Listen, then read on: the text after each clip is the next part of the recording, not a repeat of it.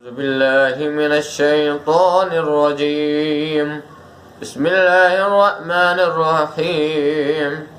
الرحمن علم القرآن خلق الإنسان علمه البيان. الشمس والقمر بحسبان والنجم والشجر يسجدان والسماء رفعها ووضع الميزان ألا تطغوا في الميزان وأقيموا الوزن بالقسط ولا تخسروا الميزان والأرض وضعها للأنام فيها فاكهة والنخل ذات الأكمام والحب ذو العصف والريحان.